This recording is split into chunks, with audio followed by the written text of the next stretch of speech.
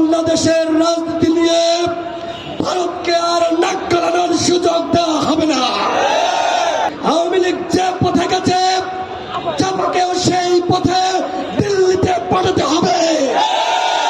আওয়ামী লীগ যে অপরাধ করেছে, জাতীয় পার্টি কি একই অপরাধ করে নাই?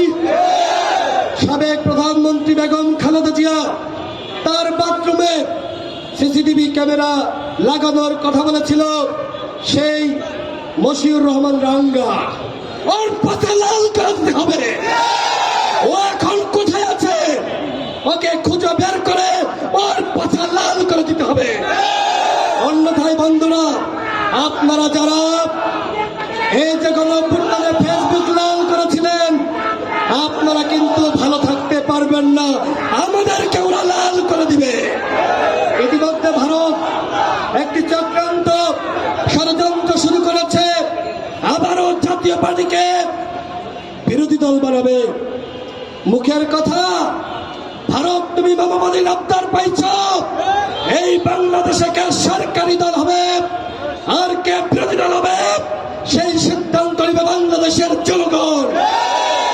বাংলাদেশের রাজনীতি নিয়ে ভারতকে আর নাক গলানোর সুযোগ দেওয়া হবে না।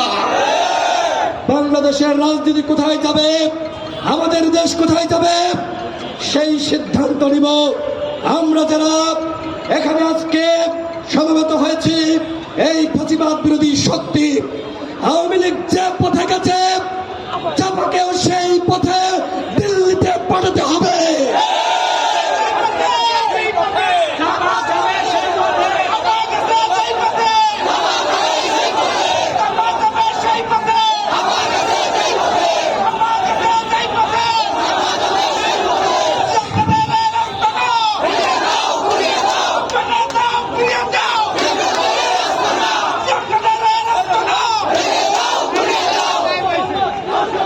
এরশাদ একজন প্লেবয় নারী নিয়ে ফুর্তি করেছে, বাংলাদেশের গণতন্ত্রকে হত্যা করেছে, বাংলাদেশের স্বৈরতন্ত্র কায়েম করেছে।